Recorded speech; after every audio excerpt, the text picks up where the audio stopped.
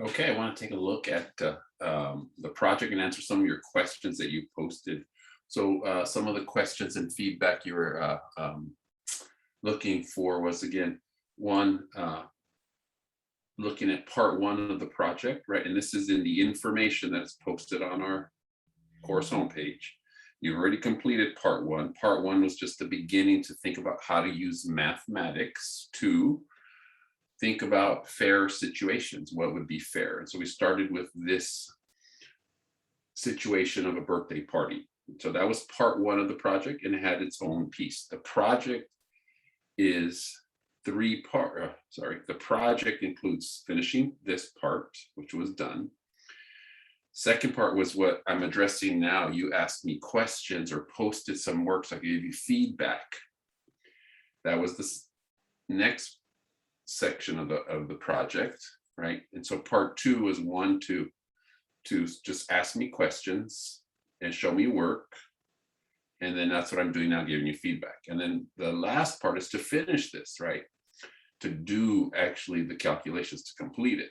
And the due date for the final project and class presentation you're going to make 5 slides. That's down here. Your due date's on the calendar, right? That's the ultimate. You're doing work here for task 1, 2, and 3. And then task 4 is to just put 5 slides together explaining which option's the best. Now, what is the mathematics that we need? Well, I've now posted an example. I've posted the answer to option 1, how to create it, right? And this was the 3 questions that I asked you to, right? Who are you? If you're working with anybody, what questions do you have? And then show me any calculations or describe what you're going to do to get started, right?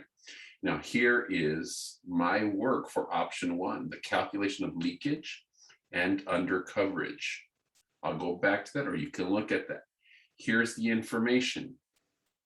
Task 1 is to calculate how many people can be covered by the new program.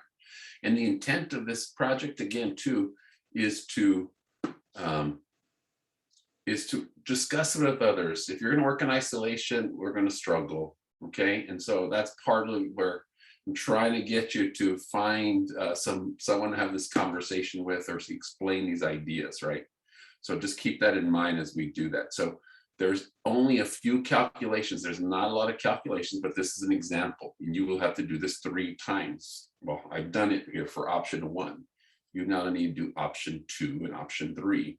The other calculation is this here. How many people can the new program support? Well, the answer's here. You have 800 million and you want to give $500 per person. So how many people can you cover? 8 million divided by 500, right? $8 million divided by $500 will tell you how many people. That's your answer for task 1. How many people can be covered by this new program if you pay $800? So that was, again, one of your questions that many of you asked. How do you calculate? What calculation should I show? Show all your calculations, right? I just don't want a number. I want to know how you got your number, okay? Next, there was another question around how do you actually calculate that? Where do I get the numbers from? What is under coverage? I'm confused, okay? So let's take a look. I've defined what those things are here. What is leakage? Leakage means that people get money who don't need the money. Under coverage is people who don't get money, but they need money. And you go ahead and read that again, okay? So how do we calculate that? Well, let's look at option 1. There are 4.5 million people in the country who are older than 70 and 1.8 million who are poor. And so if you go with option 1, meaning that I'm going to give $500 to everyone who's old in option 1, we calculate under coverage and leakage. So 600,000 people here are going to get money and they need it. How many people will not get money who need it in the country? There's under coverage, right? If you go with this one, you have 1.8 million people. And so you can see in my calculation for under coverage, 1.8 million minus how many people you're serving gives you 1.2 million people are not getting money who need it. And so 65.9% of the population is not getting it.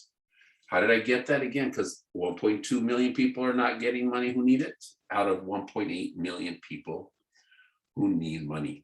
Okay, now how do we calculate leakage? Who's getting money? How many people are getting money? Well, there's a total of 859,000 people in option one, if you choose option one.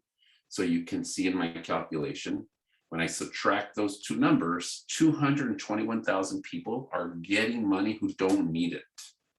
So 221 out of the 859,000, right? I'm not using the 1.8 million, right? Because the 1.8 was the people who need it. This 850 is the amount of people who are getting money. And so we found that difference. And then you see 25.8% of people are getting money who don't need it. That's called leakage. And so then you have those numbers. You're now going to do that for option 2 and option 3. You're going to do those calculations. So I would want to see that level of work when you do those calculations. Okay. Again, 800,000 people are getting money who need it, but there's 1.8 million who need it. So you want to compare that. 1.4 million people would be getting money at an option 2, right? Which means there's like 600,000 people in this option. You're covering more people, but more people are also getting money who don't need it. And then you do the same thing. What would it be for these options over here? Okay. So those are the calculations going to look like this. So you can use that as a guide. Now, once you've done that calculation, there you go. Option 1, option 2, option 3. Remember, you're advising the president which option is best, which one would you choose? And again, this is there's no right answer. This is an opinion piece. I do need you to identify advantages and disadvantages. This is where I want you to have a conversation with others. Again, if you're sitting, again, this is a new topic to you. You do need to read it, understand, but it is an opinion based off of mathematics, but an argument based off of mathematics. It also could be, if you want to push yourselves, those are interested in politics or other areas, economics, you can push yourselves, and maybe advantages and disadvantages would be based off of some political decisions. Open your mind, let's go for it here, okay? So you're just on this part, you're just making a short list, that's it, of an advantage or disadvantage. That's it, it could be one per, that's it. Because the task really is to write one paragraph, right, to the Minister of Social Development with your recommendation, right? Why would we do option 1? Why would we do option 2, option 3? So it is an opinion piece there based off of mathematics or politics or anything else that you see here. That's why it's an open, we call open-ended task. And the last part, which is, again, look at the calendar when that's due, you'll see the project presentation. By that day, you need to have 5 slides explaining, showing your work that you completed here, however that would be. I want to be able to show it in class, either in small groups or go through each one in class. And then we would have a opportunity to defend our choice, right? That would be, I really do want to see some challenging of the different options, right? What option's best based off mathematics, and have a discussion. So hopefully I answered a lot of the questions. The main part was this calculation here. This is what you were going to follow. So you want to double check that you did that. And then of course, that first task, how many people can this program support? $800 million, $500? You just divide those two and that will tell you how many people you can support. Hopefully that helps a little bit more. And good luck.